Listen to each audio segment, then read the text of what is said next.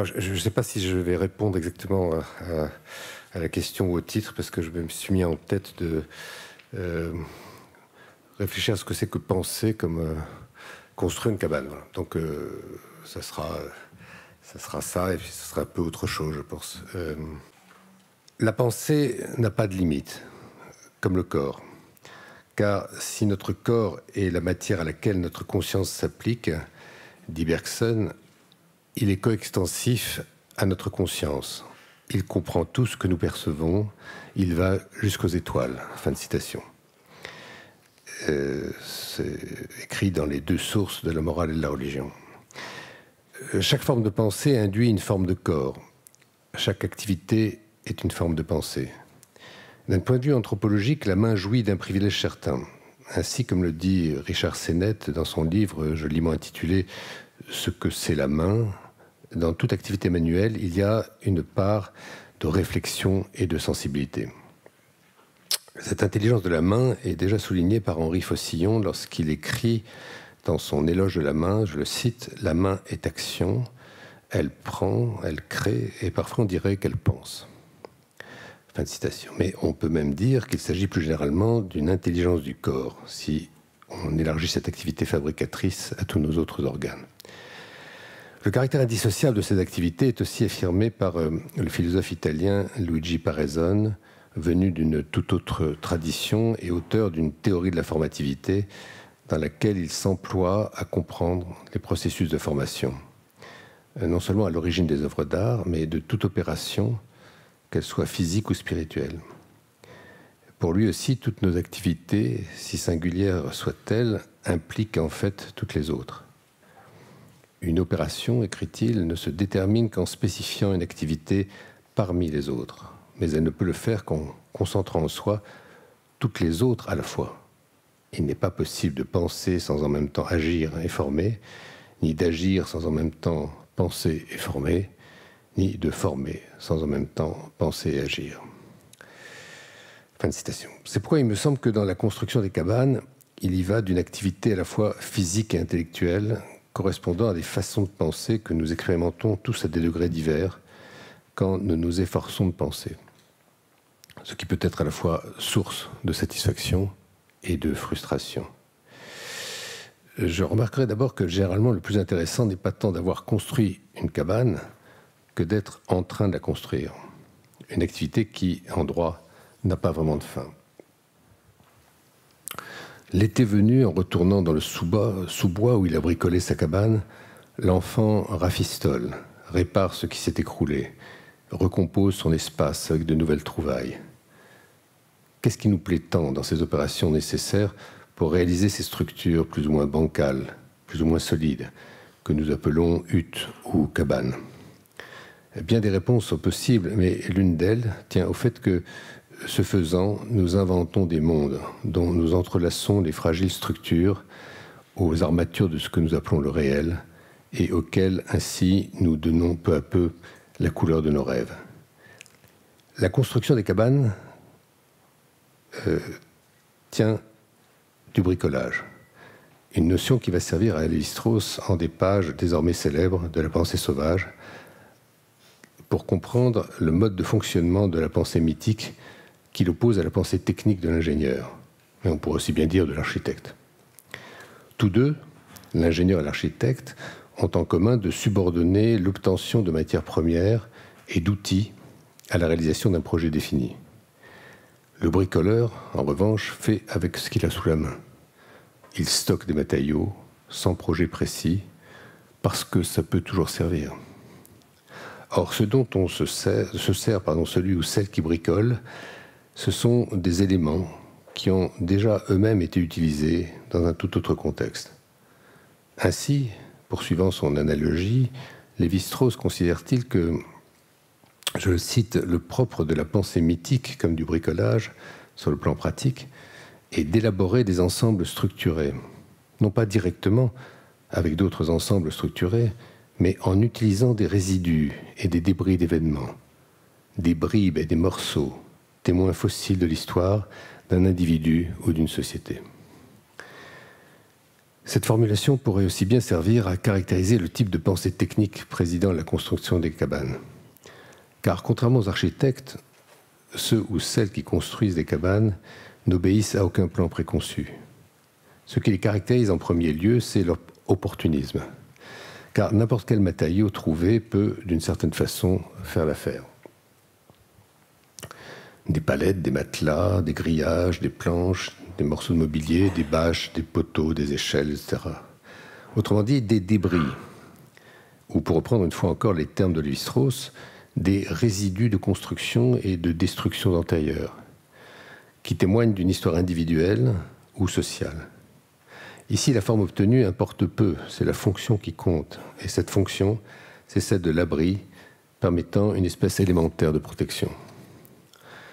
La combinatoire entre tous ces éléments n'est limitée en rien, si ce n'est par la pénurie des matériaux, car tous trouveront des emplois aussi divers que possible en s'associant à d'autres pour recomposer de nouveaux ensembles. Ces ensembles feront à leur tour l'objet de nouvelles combinaisons, à mesure que l'invention progressera, en vue de parachever ce qui s'élabore ainsi sous les yeux du bricoleur. Le résultat obtenu restera nécessairement provisoire, car son perfectionnement est toujours possible. Ce qui décide de la fin des opérations, ce sont des critères le plus souvent contingents, comme le manque de moyens à disposition, la lassitude ou la paresse, le désir délibéré d'en rester là pour une période limitée, etc. Et quand je parle d'opportunisme, je ne le prends naturellement pas en mauvaise part.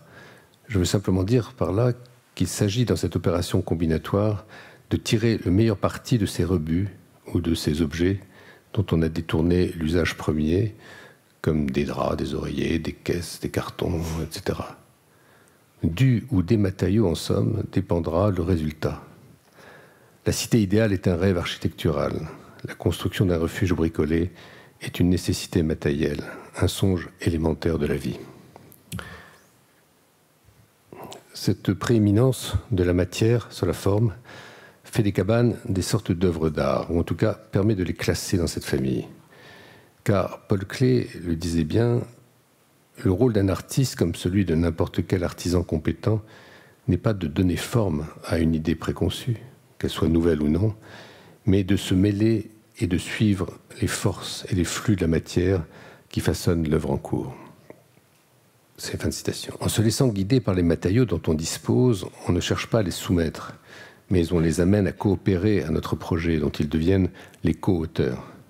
Rien n'est vraiment décidé a priori, et la construction des cabanes relève bien de ce que l'anthropologue Tim Ingold appelle l'improvisation. Improviser, écrit-il, c'est suivre les voies du monde à mesure qu'elles s'ouvrent, et non remonter le cours d'une chaîne de connexion d'un point de vue final, un point de départ sur une route déjà parcourue. C'est un mouvement dynamique de l'invention qui rend chaque cabane singulière et incomparable, dans la mesure où elle n'obéit à aucun modèle préalable. Outre le fait que cette invention nous procure ce plaisir spécifique dont je parlais, c'est bien cette spécificité qui distingue la cabane du cabanon, de jardin, de la tente ou de la caravane que l'on peut monter ou assembler en kit en suivant un simple mode d'emploi. En ce sens, une cabane est un unicum qui n'est pas reproductible. Et lorsque Thoreau, au milieu du XIXe siècle, achète les restes d'une autre cabane pour construire la sienne à Walden, près de Concorde, au bord de l'étang, il décompose un ensemble construit en divers éléments qui, différemment assemblés, formeront une cabane nouvelle, et si peu que ce soit différente. Rien ne ressemble plus à une cabane qu'une autre cabane, et en même temps, rien n'est plus différent, car le matériau de la cabane n'est préformé ni dans le bois scié en planche, ni sur les calques d'un architecte. Il est ductile et en transformation permanente. On peut ainsi penser aux cabanes comme à des lieux privilégiés par les philosophes et les artistes pour penser et créer. Étant elles-mêmes le produit d'une invention singulière, il est naturel qu'elles soient des lieux électifs pour la création, sous quelque forme qu'elle soit, artistique, intellectuelle, ou pour l'élaboration de nouveaux modèles de pensée collective, comme lors des luttes sociales que l'on a connues récemment et qui sont au cœur du livre de Marianne Massé, dont elle vient de nous parler, ce livre qui s'appelle Nos cabanes. Gustave Mahler,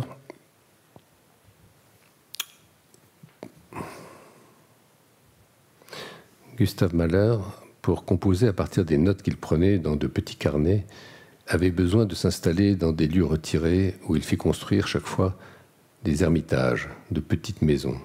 La dernière, la plus simple, à Troblach ou Dobbiaco, dans le Trentin, en Italie, aux portes des Dolomites, une véritable cabane qu'il appelait la cabane à composer.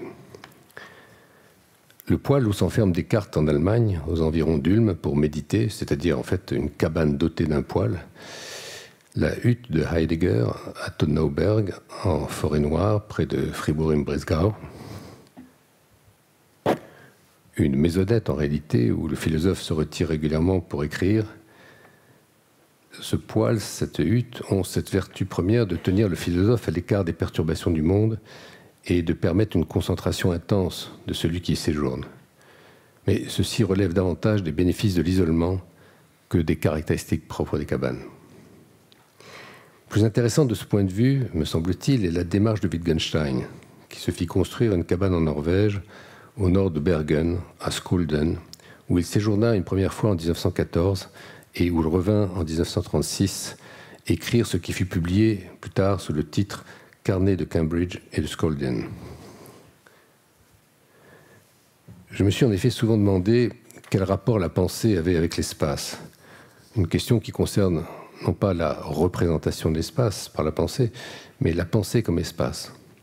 Les rapports entre philosophie et architecture ont fait l'objet de nombreuses réflexions et l'on sait, pour nous en tenir à Wittgenstein, qu'il avait présidé, avec son ami Paul Engelmann, ancien étudiant d'Adolf Loos, à la construction de la maison de sa sœur à Kudmangasse à Vienne, supervisant jusqu'au moindre détail des poignées de porte et des radiateurs d'angle.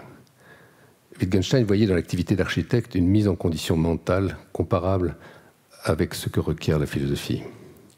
Je cite Wittgenstein, « Le travail en philosophie, comme à beaucoup d'égards, le travail en architecture, est avant tout un travail sur soi-même.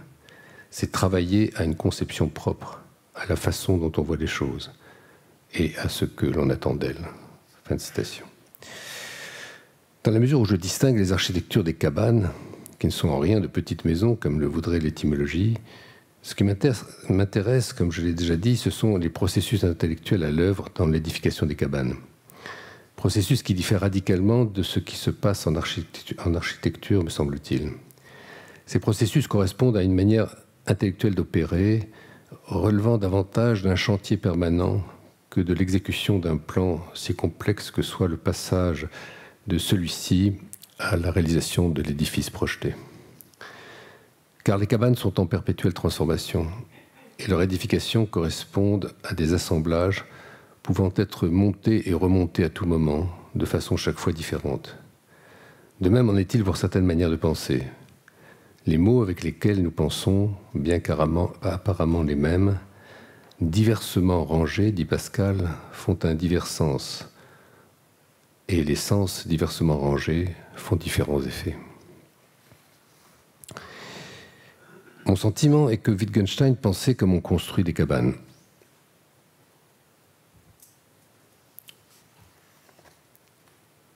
Par aphorisme, phrase brève et peu développée, au moyen de fiches, de notes, de remarques, pour reprendre les titres de certains de ses livres inachevés et ainsi baptisés par ses éditeurs posthumes. Rien de linéaire, rien d'architectonique dans cette façon de faire qui se recompose par fragments ou par sauts. Lorsque je pense pour moi-même, sans vouloir écrire un livre, disait Wittgenstein, je tourne autour du thème par bonds successifs.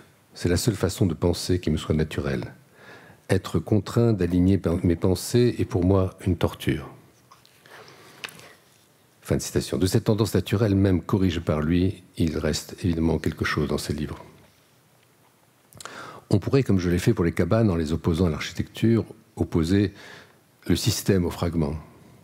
Le système, à l'instar de l'architecture, dans sa version classique au moins, se tient en bon ordre, comme un absolu, un achèvement de la forme et de la fonction, dans un équilibre chaque fois singulier qui en fait une œuvre. Si l'on considère par exemple le système hegelien et la pensée des romantiques de Iéna, on peut dire de Schlegel et de Novalis, et ce malgré tout ce qui les sépare, par ailleurs, qu'ils affichent la même méfiance à l'égard des systèmes et qu'ils sont pris dans le mouvement d'une invention permanente, d'une réflexivité sans fin, qui ne cesse d'interroger la langue même dans laquelle il pense. Sans entrer dans le détail, bien sûr, c'est le refus de la clôture systématique, l'invention de nouvelles formes de discours décloisonnant les genres de la poésie, du drame et de la philosophie, la remise en question constante des modèles anciens qui donnent à la pensée romantique l'allure d'un édifice précaire, instable, fragile, mais toujours en mouvement, faisant de cette absence de système mis en système, c'est la formulation de Schlegel, revendiquée par l'Athénaeum, une expérimentation permanente, comme le requiert l'édification de toute cabane, car celle-ci reprend chaque fois et à nouveau frais ce que la construction d'autres cabanes a pu enseigner, mais sur laquelle elle ne peut littéralement jamais capitaliser, comme on dit. Comme on fait des cabanes avec des éléments a priori sans rapport les uns avec les autres, l'on écrit de la poésie avec des mots dont les affinités qui n'ont pas nécessairement d'évidence immédiate se découvrent à mesure qu'on les écrit, sans se soucier de faire des phrases ou d'édifier une architectonique de la raison pure à la façon de Kant, un édifice rationnel, quelque chose de stable et d'immuable, auquel s'oppose le caractère empirique de tout refuge de fortune. De même encore, comme le pense Tim Ingold, et contrairement à ce qui se passe en architecture avec les cabanes, il s'agit de relier des matériaux en mouvement. N'étant pas bâtis sur des fondations rigides et figées, on peut dire que les cabanes sont cousues dans le tissu même de la terre. C'est l'expression de Tim Ingold. Au lieu d'envisager, dit-il, la hutte comme un artefact matériel placé dans un paysage, il serait préférable de la concevoir comme un mélange de différents matériaux dans un monde de terre et de ciel. J'aurais même envie de la comprendre, c'est moi qui parle, comme un espace flottant, pourtant lié au ciel et à la terre, de façon invisible, car on s'y élève aussi bien que l'on s'y enfonce sous la terre. L'espace de la cabane est aussi bien, voire davantage, un espace psychique qu'un espace physique. Ce point a déjà été un peu abordé et sera sans doute davantage développé par Claire Brunet, et j'ai déjà écrit là-dessus dans mes notes sur la cabane. Mais en disant cela, je veux seulement souligner ici la dimension imaginaire de ces constructions, la façon dont elles prolongent et amplifient notre manière d'être au monde, en retissant avec lui de nouveaux liens, dépassant les limites entre intérieur, extérieur, haut et bas, qui cessent dès lors de s'opposer. Cet espace psychique est le lieu de l'invention permanente. C'est pourquoi on ne s'installe pas dans les cabanes. On y passe sans qu'elle soit pour autant une simple enveloppe extérieure pour nos propres transformations. Les cabanes se modifient au contraire avec nous. Et elles sont même une façon de mettre en scène ces modifications, de les donner à voir. Car la construction des cabanes précède leur conception que nous ne découvrons qu'après coup. Or, si les cabanes sont des refuges, en un sens, elles intègrent en même temps la dimension de l'autre. Dans l'architecture traditionnelle japonaise, le ma est, entre autres significations dont je ne saurais ici épuiser la complexité, un espace permettant d'accueillir l'autre, sans non plus le laisser tout à fait pénétrer dans l'intimité de la maison. C'est un lieu intermédiaire, ni tout à fait dedans, ni tout à fait dehors. Il y a aussi quelque chose de cela dans les cabanes, me semble-t-il. Les cabanes qui sont des entre-deux-mondes, et peut-être bien des sortes de ma à part entière. Dans son livre Diversion de Kafka, Maya Euska s'attarde sur le mot tchèque, un livre qui est sorti très récemment, sur le mot tchèque pokoj, que l'on retrouve, selon elle, dans toutes les langues slaves. Ce mot caractérise une zone culturelle préservée et intermédiaire entre plusieurs langues et plusieurs pays. Chez Kafka, comme chez les premiers traducteurs. Il désigne aussi bien un lieu, un espace à soi, qu'une façon de se tenir mentalement à l'écart. Dans le pokoj, écrit l'autrice, physique ou psychique, écrit-elle, on ne fait corps qu'avec soi ou avec ceux qu'on y a conviés. On pourrait le caractériser aussi comme une sorte de carrefour, à la jonction du passé et du présent. Un espace, pour reprendre ces mots, qui accommode et raccommode les différentes parties qui nous constituent. Il y a bien sûr aussi dans cette notion une dimension de repli, de mise à l'écart, à l'abri du monde, mais pas seulement. Et c'est ce qui m'intéresse ici. car les cabanes sont hantées, si je puis dire, par le rêve d'une collectivité, ou disons d'un autre, auquel elles ménagent toujours une entrée possible, ce que j'ai bien entendu dans la communication de Marielle Massé. La cabane est à l'intersection de trajectoires mentales dont elle est le produit. Certaines de ces trajectoires sont conscientes, bien que la plupart restent obscures pour celui qui se trouve. Alors, penser comme on construit une cabane, c'est avancer sans bien savoir où l'on va, en donnant peu à peu aux mots employés la forme d'un discours prenant appui sur le vide, pour paradoxalement consolider une invention permanente de soi, que l'on appelle pensée. En procédant ainsi, on se donne à soi-même des règles auxquelles on obéit au fur et à mesure qu'on les invente. Des règles provisoires qui peuvent servir aux autres pour inventer leurs propres règles et produire ainsi ce que le poète Emmanuel Ocar, grand lecteur de Wittgenstein, et lui aussi amateur de cabane, appelait des théories jetables, sans lesquelles, si provisoires soient-elles, nous ne pourrions penser. Merci.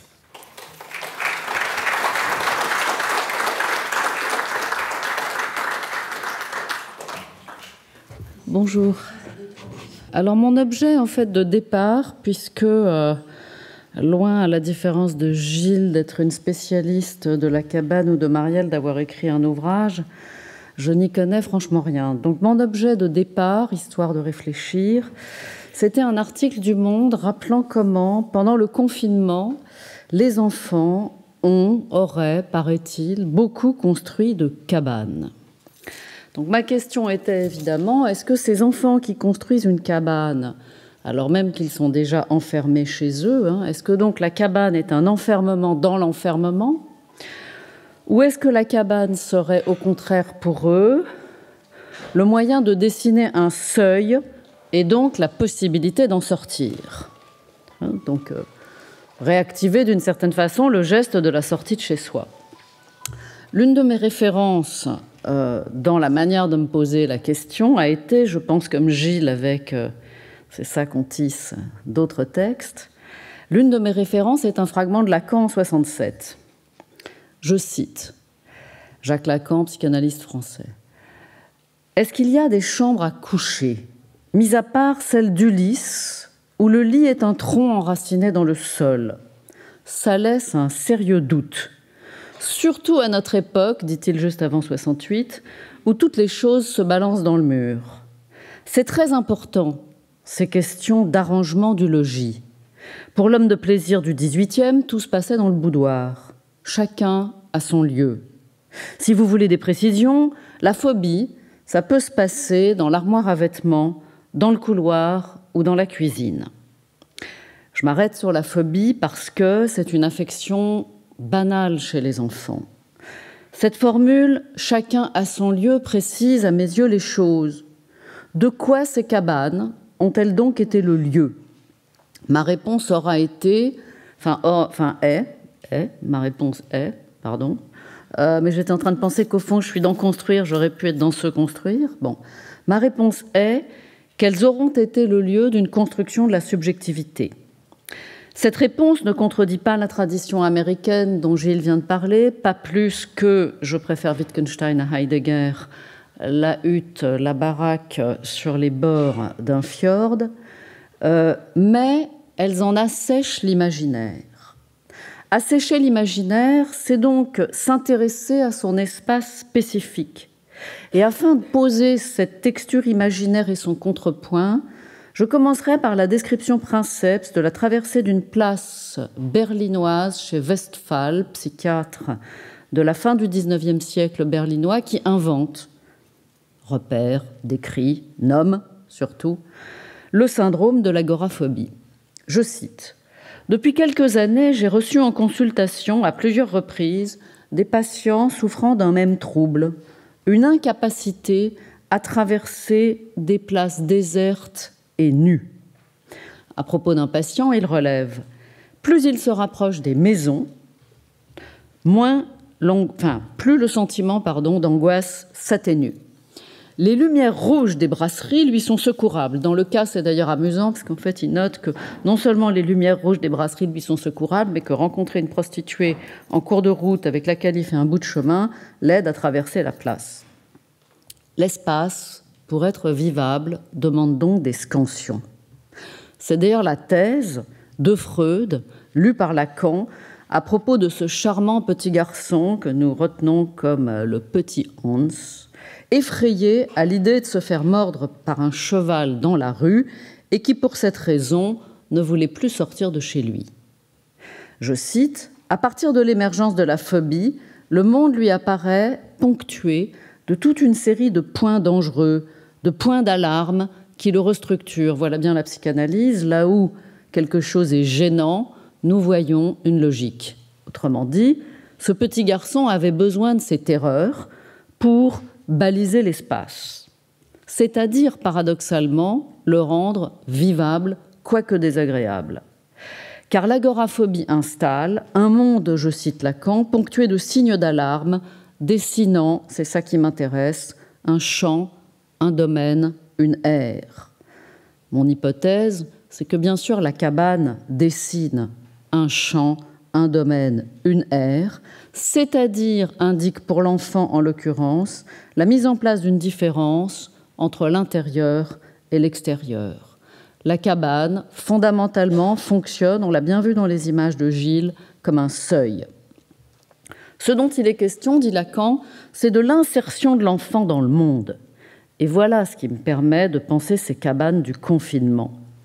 Mon hypothèse, la cabane, sa construction, son installation, son occupation est un opérateur pour que l'enfant puisse poser cette question. Comment est-ce que je m'insère dans le monde, qu'il soit celui de la nature ou celui du salon de son appartement dans lequel tout le monde est confiné. Ce qui m'intéresse aussi, c'est que Lacan, dans ce texte, lâche père et mère. La psychanalyse, ce n'est pas qu'une question de papa-maman. Et dit, ce qui inquiète ce petit garçon, c'est que sa maison foute le camp. Autrement dit, dans toutes ces espèces d'histoires que raconte Hans, qui peuplent ses rêves et ses peurs, les chevaux, les omnibus, la promenade, le patinage, d'accord ? En réalité, le problème, c'est que s'il s'en va, mais et s'il revenait et que sa maison n'était plus là ? Voilà bien la chose la plus angoissante. Dans cette possibilité de sortir et de revenir, il faut donc que la maison tienne. Et à cet égard, la cabane du confinement, maison dans la maison, est une métaphore de cette affaire. Elle est le point de départ d'un retour possible. Elle est, comme le mât dont on vient de parler, ce qui fonde l'orientation dans l'espace. Ma cabane est donc loin de ce que j'appellerais l'imaginaire. Et par imaginaire de la cabane, j'entends par exemple Descartes dans son poêle, dont nous avons la traduction philosophique dans la méditation première, lorsqu'il se demande « Serais-je donc dedans mon lit, tout nu, ou en train de rêver, que je suis vêtu d'une robe de chambre au coin du feu ?» Toutes images, en effet, du domestique et du dedans. La cabane, comme imaginaire, est donc, chez Descartes en tout cas, le lieu du doute. Cet autre imaginaire que je pourrais évoquer, que racontent les notes sur ma cabane de moine, Camo, alors là s'il y a des japonais dans la salle, je m'en excuse, Note Chomei, édité au bruit du temps, qui disent le retrait dans une demeure de l'impermanence au moment où, nous dit l'éditrice de ce texte, la pensée de la contingence imprègne la conscience japonaise du XIIIe siècle. Ce mot de cabane traduit demeure précaire, gîte d'étape et provisoire, pardon, j'ai perdu ma ligne, abri d'une nuit, ou plus précisément 3 mètres carrés. Tradition donc de la cabane comme lieu du retrait. Cet imaginaire de l'ascèse, à cet imaginaire de l'ascèse, j'opposerai une toute autre intériorité du retrait, et je franchis ici un saut qui va de la vie privée à son cadre politique. Ainsi, Walter Benjamin commente les intérieurs Art Nouveau comme autant d'alcôves dans lesquelles la bourgeoisie d'avant 14 a voulu s'aveugler, autrement dit, des grands morceaux de l'histoire de l'architecture tombent, malgré leur apparence, sous le régime de la cabane. Je cite Benjamin, « Lorsque nous devons nous lever tôt pour partir en voyage, il peut arriver que nous rêvions, que nous sommes déjà debout et que nous nous habillons parce que nous n'avons pas envie de nous arracher au sommeil. » La bourgeoisie, à l'époque du modern style, fit un rêve de ce genre 15 ans avant que l'histoire ne la réveille en grondant. Donc, la guerre de 14, sortie de la cabane. Après tout, cela pourrait être une interprétation possible de la cabane. Elle serait le lieu du rêve, c'est-à-dire ici d'un refus du réel. Mais ce n'était pas mon interprétation, ou du moins ce n'est pas celle que je défendrai ce matin. Prolongeant Benjamin, il y a une réflexion d'Adorno sur la mort des lits et la fin des maisons, dans un fragment des Minima Moralia qu'il écrit alors qu'il est en Californie pendant la guerre, donc exilé, intitulé « Asile pour sans-abri ». Il y considère, ce qui est le centre de mon intervention et qui a d'ailleurs, à mon avis, centré celle qui a précédé, il y considère le lien qu'entretiennent vie privée et espace. L'homme moderne, je cite Adorno, souhaite dormir près du sol comme un animal. C'est ce qu'affirmait Hitler dans un magazine allemand avec un masochisme un magazine allemand avec un masochisme prophétique, supprimant, voilà ce qui m'intéresse ainsi, la frontière entre la veille et le rêve, en même temps que le lit. Benjamin a donc sans doute raison d'évoquer la rêveuse bourgeoisie endormie d'avant 14, mais ce rêve deviendra bientôt moderne. Par ailleurs, je défendrai l'architecture moderne, mais ici je l'attaque, abritée par une architecture qui assume l'effacement du lit et pour laquelle, je cite Adorno, c'est ça qui m'intéresse, les conditions qu'impose l'émigration deviennent la règle. Autrement dit, l'architecture devrait enregistrer cela, nous dit Adorno pendant la guerre. Il conclut « Le temps de la maison est passé, car, industrialisée, elle est devenue boîte de conserve ». Boîte de conserve, texto, je cite Adorno dans cette expression. Chez ces deux auteurs, je résume. Je m'adresse évidemment ici aux designers ou à la question de l'architecture à l'époque du design industriel. La question est, comment mener une vie privée à l'ère de la massification ? Une vie privée dont la maison est le lieu et la cabane l'imaginaire, est-elle encore possible à l'époque de la violence ? Ce geste de sortir de l'imaginaire et de prendre acte de la violence historique, j'en trouve une occurrence proche de mon point de départ, les cabanes du confinement, en ceci que tout l'intérêt de Winnicott, psychanalyste anglais qui a marqué la pratique avec les enfants, donc que tout l'intérêt de Winnicott lui-même pour ce qu'il a appelé l'espace transitionnel et l'espace potentiel, c'est-à-dire l'espace qui écarte d'une certaine façon la mère et le tout-petit et l'espace d'une projection créative d'autre part. Donc tout cet intérêt prend naissance dans l'expérience anglaise de l'évacuation des enfants londoniens décidée par le gouvernement britannique pendant le Blitz nazi. Ainsi, dans la lettre que dès décembre 1939, il adresse au gouvernement dans le British Medical Journal contre l'évacuation de ceux âgés de 2 à 5 ans avec John Bowlby et Emmanuel Miller. Ce fait est rappelé dans une jolie biographie que lui a consacrée le psychanalyste Adam Phillips, que je cite. Exactement à la façon dont les névroses de guerre avaient pesé sur l'élaboration de la théorie analytique névrose de guerre de la guerre de 14, l'expérience des tranchées et des gaz. Le problème des enfants évacués modifia en Grande-Bretagne les manières de penser l'enfance. Assurément, la séparation d'avec les parents et dans la doctrine de Winnicott avec l'environnement maternel. Mais tout de même, aussi, pour ces enfants, question fondamentale de savoir où était passée leur maison.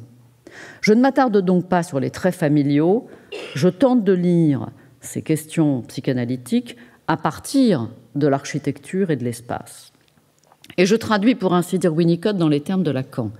La question anglaise était en effet, l'enfant est-il capable de transporter sa maison ? Factuellement, pouvait-il vivre une continuité entre sa maison familiale et un centre d'accueil, une maison et une autre ? La cohérence du cadre dont les foyers d'accueil étaient liés pour Winnicott, poursuit Phillips, à ce qu'il appelle la vraie nature de la maison. Cette vraie nature a une caractéristique. Cette vraie nature n'est pas constructive. Cette vraie nature étant notamment qu'elle résiste aux tests auxquels l'enfant la soumet, comme le ferait un jeune délinquant. Je cite Winnicott, Il veut savoir quels dégâts il peut faire, le môme qu'on a changé de maison, et jusqu'où il peut aller dans l'impunité. Winnicott n'est donc pas seulement ce gentil pédiatre devenu lataliste d'enfants qui inventa des jeux mettant en scène l'espace transitionnel, il pense la violence qu'on peut infliger au cadre. Quelque chose donc comme une agressivité anticonstructive, taguer les murs, détruire des morceaux, enlever des briques, etc. Là où D'Alisi, tu l'attendais, là où D'Alisi, donc radical italien qui avait pour particularité d'être napolitain, là où D'Alisi découvre la joie de construire des enfants napolitains, des enfants pauvres napolitains, donc ces enfants pauvres napolitains qui se greffent sur son workshop d'architecture, il était parti avec ses étudiants, il se retrouve avec tous les mômes du quartier, Winnicott et tous construisent, mettent en œuvre une impulsion à la construction. Winnicott rappelle quelque chose comme une impulsion à détruire et une logique de l'agression qu'il nomme tendance antisociale. Mais ce qui est intéressant, c'est que cette impulsion à détruire et cette logique de l'agression font partie des modalités de l'appropriation d'une maison. D'une maison que, pour cette raison, j'appelle cabane. Je vais m'en expliquer dans un instant. Détail passionnant, Winnicott nota immédiatement que le départ avait été difficile, mais que le retour ne le serait pas moins. Et que donc il fallait accepter, dans cette maison familiale du retour, la capacité de l'enfant à faire des bêtises, comme étant précisément la preuve du fait qu'il était bien rentré. Un enfant trop sage, c'est toujours un mauvais signe. Quitter la maison, c'est une épreuve, y revenir pas moins. Quel rapport avec la cabane? Eh bien, je dirais que déjà, ces maisons dont parle Winnicott sont des maisons, pour ainsi dire, historiquement dotées des qualités fondamentales de la cabane. Pas tout à fait comme Adorno, genre boîte de conserve, pour d'autres raisons. Fragilité, durabilité relative, abri. Mais surtout, il considère non pas la construction d'un shelter, d'un abri, mais la destruction de sa capacité même à nous abriter. Et ce faisant, Winnicott rencontre, dans cette expérience du déplacement, ce qu'il appellera lui-même la capacité d'être seul. Dès lors, nous arrivons à une définition de la cabane suffisamment abstraite pour vous permettre, quand vous présenterez ce concours, de faire absolument ce que vous voulez. Donc, nous arrivons à une définition de la cabane ouverte, est cabane tout lieu dont l'élaboration est un home, un heim, c'est-à-dire un domicile subjectif, quelles qu'en soient les formes et les matérialités. Pour le dire à la manière anglaise, je dirais que Winnicott et Lacan motorisent une redescription des conditions de la cabane. En termes winnicottiens, elle est cet arrangement du lieu qui permet de s'isoler sans s'enfermer. Je conclurai d'ailleurs tout à l'heure sur cette formule magnifique « being isolated without being insulated ». Deuxièmement, en termes lacaniens, elle est ce lieu circonscrit qui permet de franchir le seuil sans terreur. Ce qu'apporte la psychanalyse, c'est donc cette idée que le lieu n'est jamais purement matériel, que toute construction, fût-elle vernaculaire, fragmentaire, inachevée, etc., engage une potentialité destructive et que pour cette même raison, elle permet la constitution d'une subjectivité. Si je pourrais le dire sur un autre mode, je dirais que la cabane est à l'intersection du geste de Pénélope tissant et détissant le textile, et d'Ulysse qui a construit le lit conjugal et aura tout de même fait un sacré détour pour y revenir. Lit d'Ulysse qui ramène le tronc d'arbre à la naturalité de la cabane, puisque la cabane a souvent à faire avec, on l'a entendu dans les exposés qui précèdent, la nature et le jardin, mais aussi tissage de Pénélope, qui renvoie pour sa part non seulement à un autre genre, mais à ses dimensions anthropologiques. Dès lors, la cabane ne s'oppose pas à la maison, mais au labyrinthe. Je cite Phillips dans Les trois capacités négatives. Le labyrinthe, qui cite lui-même Benjamin d'ailleurs. Vous voyez, tout le monde se cite. Le labyrinthe est la patrie de celui qui hésite, le chemin de celui qui appréhende, c'est-à-dire a peur, de parvenir au but, dessinera facilement un labyrinthe. Le labyrinthe est donc cet espace dans lequel le sujet a le luxe de s'employer à se perdre. Par opposition à cette errance et à cette perte, la cabane serait donc cette construction qui ouvre au passage. Elle est ce seuil, porte-cochère viennoise ou poêle cartésien, qui balise une sortie possible. Elle est surtout, je suis finalement winnicottienne bizarrement, elle est surtout ce contre les murs de quoi je peux me cogner pour en éprouver la résistance et qui dessine un seuil. L'image de Gilles de la cabane dans les bois va particulièrement dans ce sens-là. Elle n'est donc pas ce terrier dont La Fontaine nous apprend qu'il fonde la loi du premier occupant, je vous invite à relire cette magnifique fable, car essentiellement subjective, elle n'est pas l'objet de mon appropriation, sinon de ma capacité d'être seule. Elle est proto-capitaliste par conséquent, voire acapitaliste. Dans cet exposé, je me suis donc intéressée au domicile subjectif. Et l'expérience des enfants évacués est ici déterminante comme celle de Hans, car nous devons, chacun autant que nous sommes, quel que soit notre âge, sortir de la maison familiale, franchir le seuil et aller vers notre capacité à nous construire comme à entamer, à nous trouver comme à nous perdre. La cabane est pour moi l'un des noms de cette possibilité, de cette capacité d'un isolement qui n'est pas un enfermement. Elle n'est pas une île, elle est une presqu'île. Je joue ici sur les mots car en cherchant les étymologies anglaises, je tombe sur ceci que to insulate signifie to cover and surround something with a material or substance in order to stop heat, sound or electricity from escaping or entering. Bref, isoler une maison contre le froid, l'humidité, le bruit. Sens attesté, la langue est toujours géniale, par le fait que le terme apparaît dans la langue anglaise dans les premières années du XVIIIe siècle, en 1712 très exactement, et qu'il est, selon le Oxford Dictionary, et qu'il est introduit par John James, architecte, surveyor and carpenter. Donc le type qui introduit ce mot est architecte dans la langue anglaise, architecte, arpenteur et menuisier. Je lis donc Winnicott en lacanienne, c'est-à-dire en écoutant sa langue, et j'entends qu'il s'agit donc, pour construire une subjectivité, de forger un périmètre de bois, d'accord, mais forger un périmètre de bois pour le défaire, puisqu'il s'agit de ne pas être insulated, justement. Quant à isolated, le terme date aussi d'une traduction du français de la première moitié du XVIIIe et signifie qui se tient sans les autres. Notons surtout qu'il n'a pas été introduit par, je dirais, une origine architecturale, mais par la religion, puisque c'est l'évêque de Gloucester, William Warburton, qui l'introduit. Je trouve donc amusant, je reviens à mon affaire, que Winnicott emploie un terme d'origine constructive, insulated, et le contraste avec un article de foi, une position de fidèle, une question de pure subjectivité de la pensée, isolated, que je ne me gourre pas. Dans ce fil des rappels étymologiques, je tirerai donc la cabane du côté de son étymologie guerrière plutôt que rustique ou vernaculaire.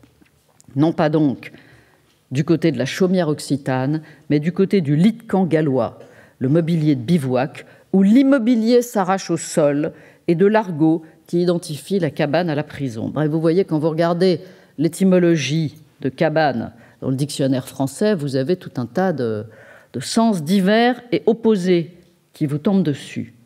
Au mi-temps de l'histoire de l'architecture et des pratiques de design et de l'expérience psychanalytique, je conclurai donc ceci. La cabane est fondamentalement autoconstruction et autoprojetation. Non pas du tout construction de soi-même par soi-même et projetation de soi-même par soi-même, fiction tout aussi délirante l'une que l'autre, comme si on pouvait faire sans les autres, mais manière de cheminer vers soi-même en éprouvant les faces avers et revers du construire et du projet, fabriquer et détruire, savoir et ne pas savoir. La cabane est donc bivouac de soi-même, ce lieu où le sujet campe en garde de soi-même. Mais attention, là encore, non pas au sens de cette construction quelconque où il monte la garde sur le mode défensif de la guerre, mais au sens où il peut y faire l'épreuve, comme les enfants évacués du Blitz londonien, et de la solidité et de la fragilité des murs. Merci de votre attention.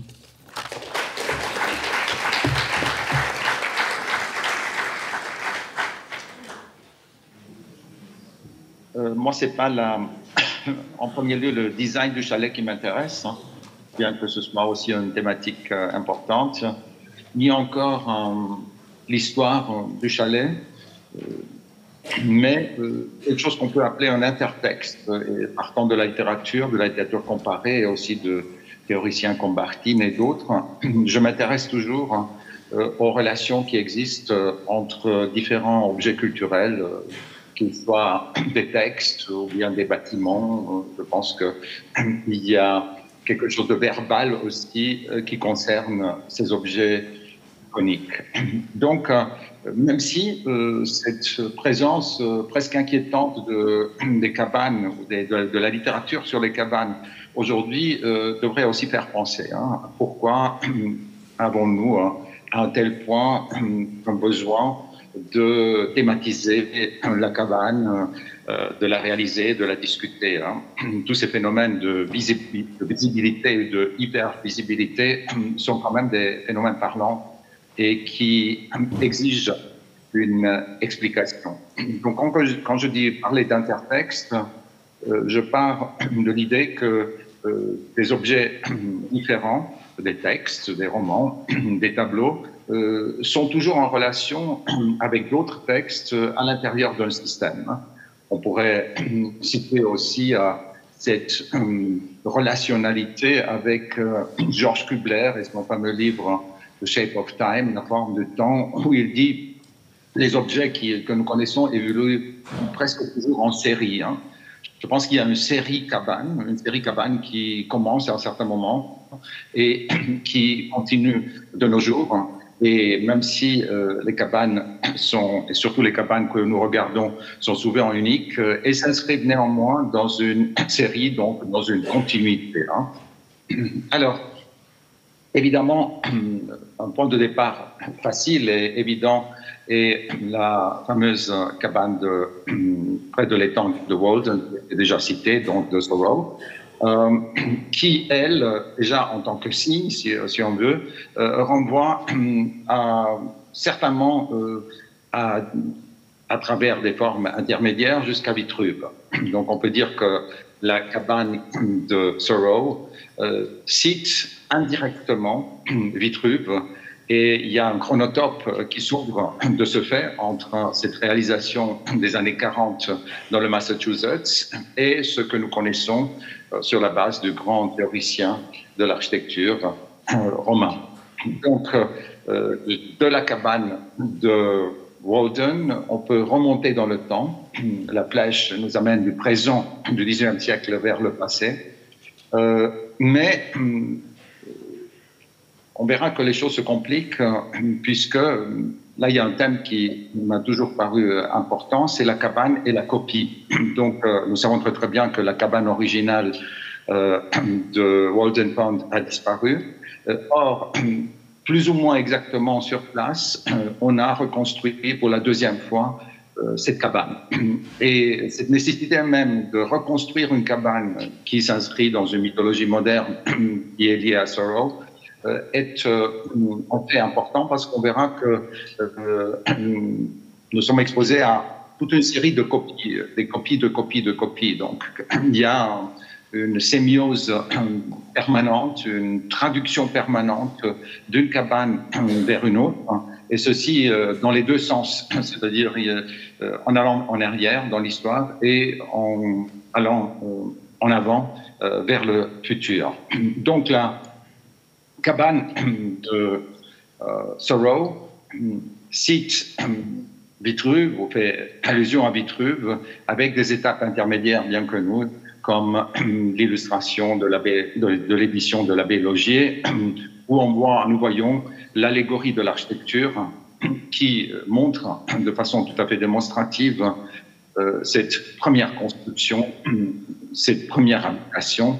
Et bien sûr, ceci ouvre toute une théorie de l'habitation et de l'architecture, puisque nous savons bien que Vitruve a souligné que la sociabilité est née au moment même où on a découvert le feu, et que pour garder le feu, il fallait communiquer, et donc c'est aussi la naissance du langage, donc de la communication. Et tout ceci se matérialise en quelque sorte dans ce symbole qui est la première cabane donc le mythe de la cabane originaire. Si nous bougeons maintenant dans un autre sens, si nous déplaçons dans un autre sens, on peut partir à nouveau de Walden et de la réplique, et nous arrivons dans le Montana. Alors, vous savez probablement que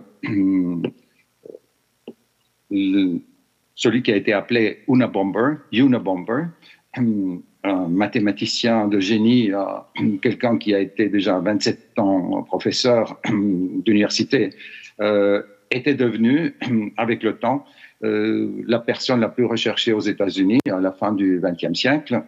Et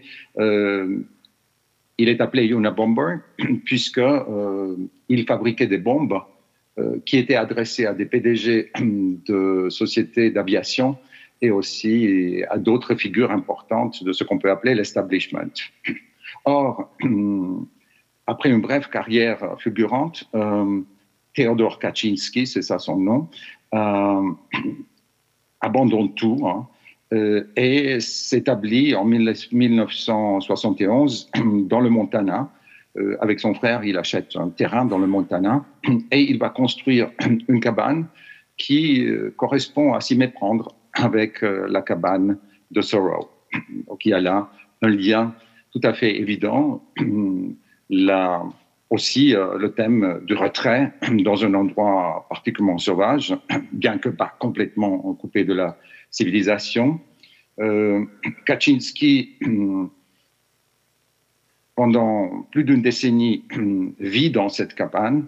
Il écrit surtout un texte important qui s'appelle Industrial Society and its Structure. Il écrit, habitant dans cette cabane, jusqu'à 40 000 pages. Donc, c'est quelqu'un qui se retire du monde, qui utilise la cabane pour s'isoler. Et en même temps, l'écriture étant toujours un acte aussi communicatif, il ne cesse de parler.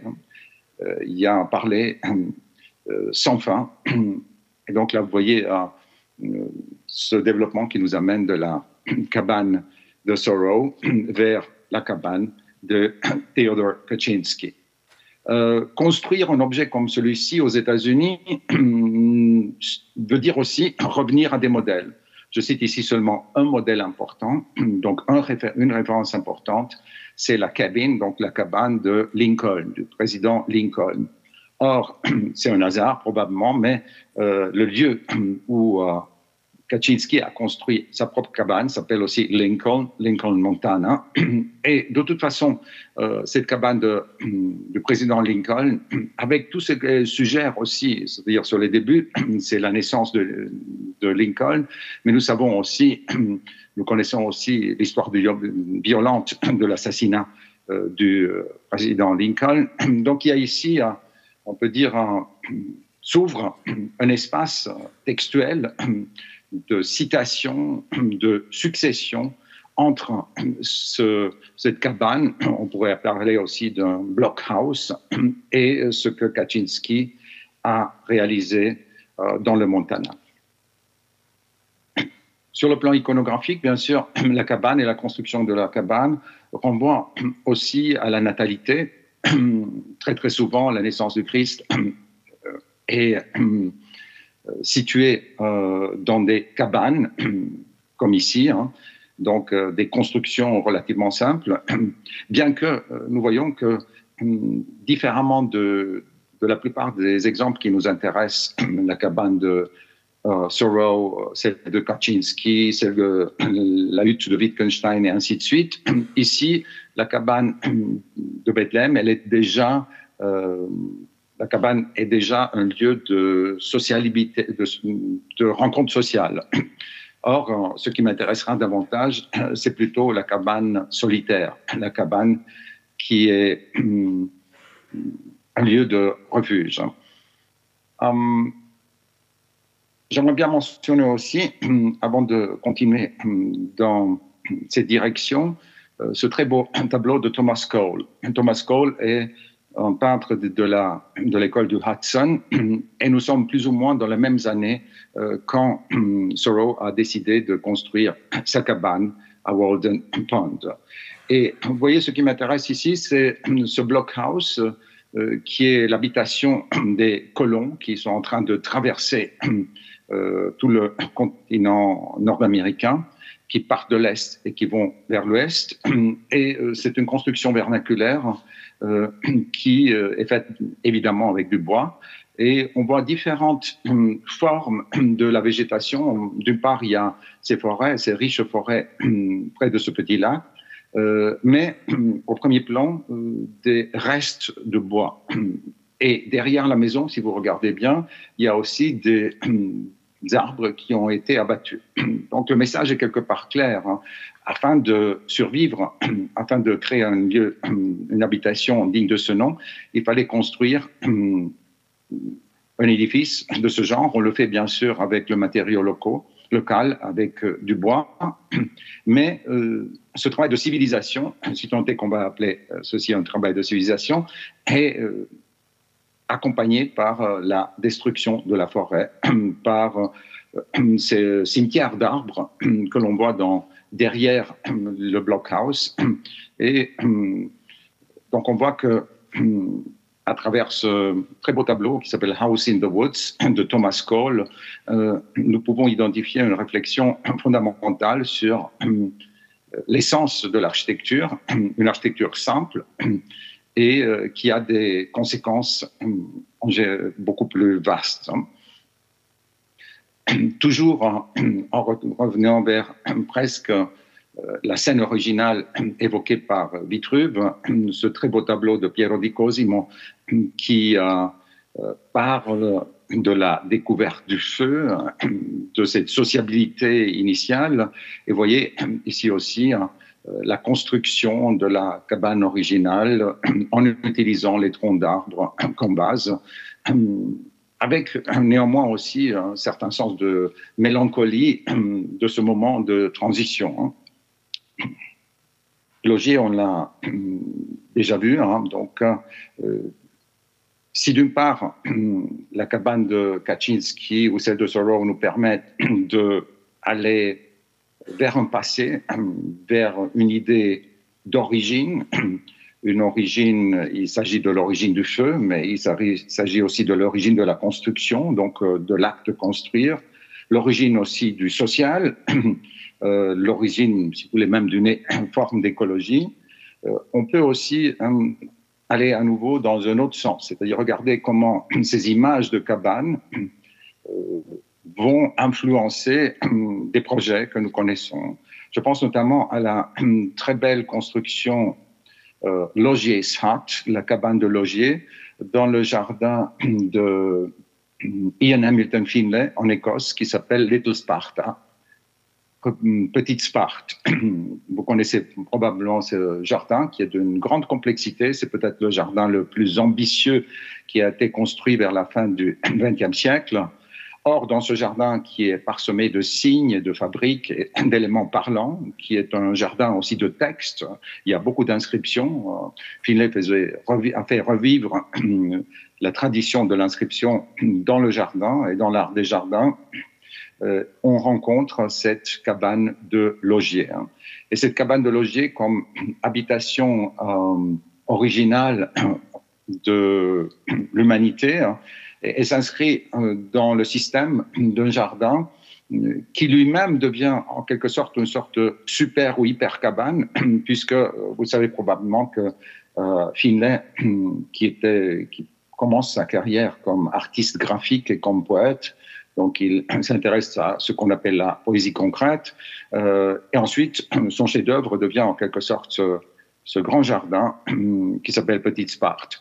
Or, à un certain moment, ayant transformé un ancien bâtiment dans un temple d'Apollon, le fisc d'Édimbourg est arrivé pour lui réclamer des impôts. Et Finlay a dit ce bâtiment est un temple d'Apollon et les lieux religieux sont exempts d'impôts.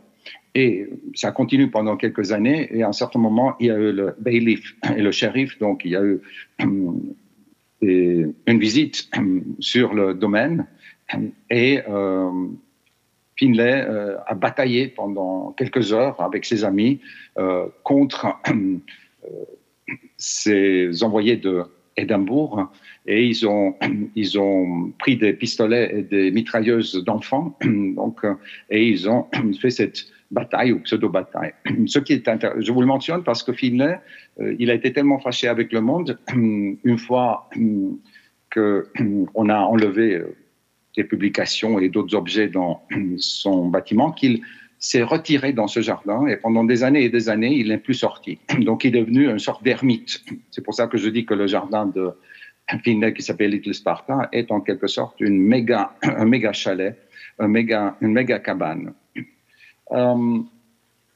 Pour revenir à Theodore Kaczynski, donc, il a été arrêté à un certain moment, et on prévoyait, donc il y a eu un procès, et ce qui m'intéresse ici, c'est que l'objet cabane devient mobile, il commence à bouger.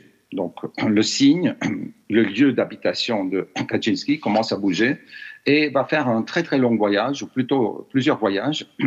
Au départ, il y a une entreprise qui va traverser presque le pays, donc les États-Unis, qui va prendre la cabane de Kaczynski au Montana et l'amener à Sacramento en Californie, parce que les avocats et en général, on peut dire, on pensait que ce serait très très bien d'avoir l'original pour démontrer la culpabilité de Theodore Kaczynski. Donc il y a eu un premier voyage, un déplacement de la cabane voyage.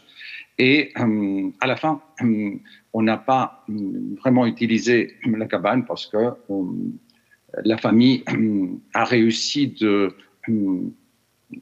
faire passer le message que Theodore était malade mental, gravement pris par une maladie mentale, et donc il n'a pas été condamné à mort, et il a passé, jusqu'à il y a 2 ans quand il est mort, il a passé le reste de sa vie dans une prison de haute sécurité.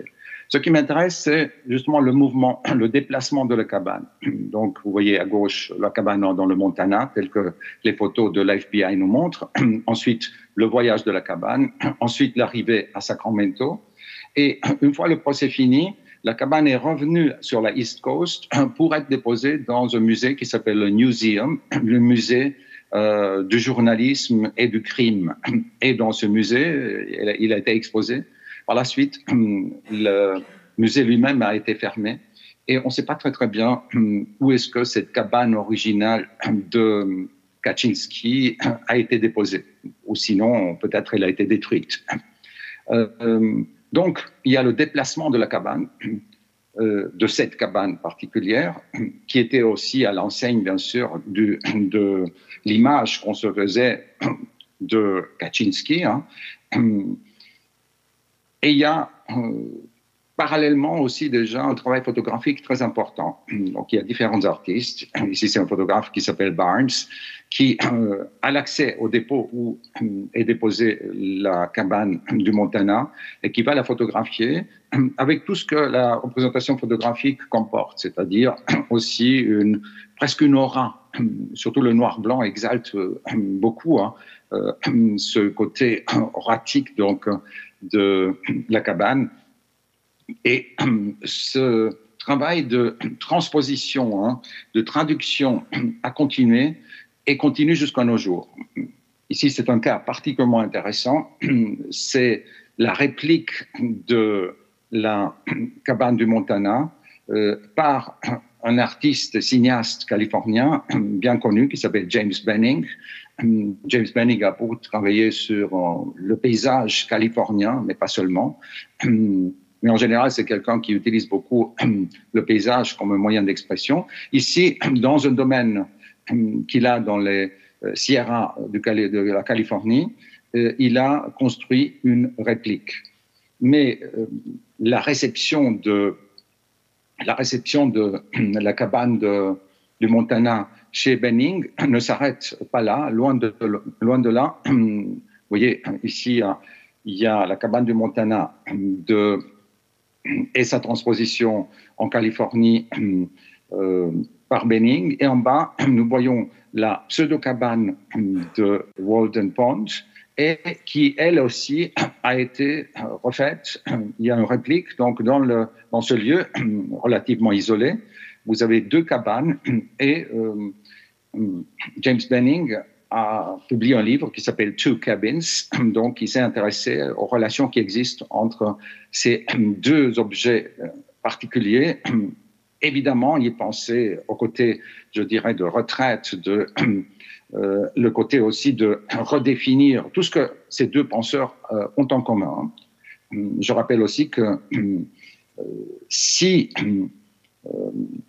Kaczynski n'avait pas envoyé des bombes, s'il n'avait pas utilisé des moyens violents pour toucher autrui ou pour toucher, comme le disait le système, aujourd'hui, il serait probablement considéré un peu comme un Gandhi de nos temps, hein, puisque son texte sur sa critique de la société industrielle est une critique qui va très très loin et il y a très très longtemps, il avait déjà compris des dangers, par exemple le danger de la société de surveillance, et il thématisait surtout la violence du système capitaliste contre tout le monde. Vous voyez, en mettant ensemble ces 2 bâtiments, les répliques de ces 2 cabanes, Benning a voulu réfléchir a voulu surtout poser des questions. Benning est allé si loin qu'il s'est beaucoup intéressé à l'inventaire de la cabane de Theodor Kaczynski. À l'intérieur, donc, quels sont les objets et surtout, quelle était la bibliothèque. Quelle était la bibliothèque de Kaczynski. Et il s'est rendu compte donc qu'il y avait un certain nombre de livres qu'il avait déjà lui-même et il a constitué une bibliothèque dans sa réplique de la cabane de Unabomber, la plus complète, comme imitation des livres qui étaient dans la possession du Unabomber. Et il a acquis même, le FBI a vendu des manuscrits de Theodor Kaczynski, ces manuscrits, pour les intégrer ici dans cette cabane, non pas par, je dirais, par idolâtrie ou par une imitation naïve, mais en essayant de prendre au sérieux certains aspects de Theodor Kaczynski, des aspects qui sont concentrés dans la cabane elle-même, qui est un refuge, qui est un lieu où on se retire du monde, qui a un côté asocial, comme dans d'autres cas que nous connaissons, mais qui est quand même le lieu de réflexion de ce personnage pendant des années et des années. Et Benning est allé plus loin encore en construisant d'autres répliques à travers le monde dans des lieux d'art contemporain. Donc il y a le livre, il y a un film, il y a la réplique de la cabane. Donc pour Benning, il a pris au sérieux le fait que la cabane elle-même puisse devenir un objet parlant et qu'il faut la inscrire dans un discours qui mérite l'interprétation. Et cette multiplication des cabanes, bien sûr, rapportait aussi à la série Manhunt, donc la transposition filmique. Vous voyez, on ne compte pas les objets qui reproduisent la cabane de Theodor Kaczynski. Vous voyez ici en bas 2 artistes contemporains qui eux aussi sont fascinés par le thème, mais tous les mois, nous découvrons que des artistes dans le monde entier reviennent à cette cabane et reviennent aussi aux problèmes qui sont posés par ces cabanes. Alors, il a été déjà aussi question de la relation qui existe entre le sujet, la subjectivité et les cabanes. Donc là, vous voyez Theodor Kaczynski sur la couverture de Time, la cabane de Wittgenstein. Par ailleurs, c'est intéressant de constater que presque toujours dans ces cas, nous sommes face à des répliques. Donc la photo, bien sûr, montre la cabane originale que Wittgenstein a fait construire à Skjolden en Norvège, mais cette cabane a été rasée et aujourd'hui, elle a été reconstituée très très récemment. et même la petite barque qu'utilisait Wittgenstein pour se déplacer, elle a été reconstruite. Et bien sûr, la maison de Lincoln, que je vous montrais auparavant, est aussi une reconstruction. Ou bien encore la maison de Henry Ford, qui a été aussi reconstituée. Donc on voit que la cabane invite, elle est toujours le point de départ de reconstitution, elle est toujours copie, tout en se voulant originale. Il y a là une antinomie, une contradiction qui est très intéressante. Alors, pour conclure, je dirais que ce champ de la cabane expose des problèmes de la société contemporaine. Là, nous sommes à nouveau dans le domaine de James Benning, et face à ces reconstitutions et ces répliques des cabanes, les deux cabanes, celle de Thoreau et de Kaczynski, et donc, si j'essaye de synthétiser, ce que je trouve le plus important dans ce mouvement en arrière et en avant de ces cabanes qui sont reliées dans un grand intertexte, c'est que, notamment dans le cas de la cabane de Kaczynski, le problème principal posé me semble être le problème de la violence. Le problème de la violence, c'est-à-dire la violence d'une société qui pousse quelqu'un comme Kaczynski à se retirer du monde, à vivre dans le Montana, d'une façon extrêmement austère, et la violence qui est celle des bombes qu'il envoie quand même et qui vont tuer 3 personnes et blesser 17. Donc, et de là, je dirais, si nous laissons de côté l'interprétation, la tentative d'interpréter, je dirais, y compris sur le plan psychiatrique, les intentions ou les idées de Kaczynski, ce qui est fascinant de constater, c'est que les cabanes posent le problème de la violence dans la société, de la maîtrise de la violence. Et donc, je pense que pour comprendre la cabane, il est très intéressant d'essayer de mettre tous ces éléments ensemble parce qu'elles font système et qu'à partir de là, se posent des questions particulièrement pertinentes, surtout dans la, je dirais, pour les sociétés capitalistes que nous connaissons bien. Voilà, merci pour l'attention.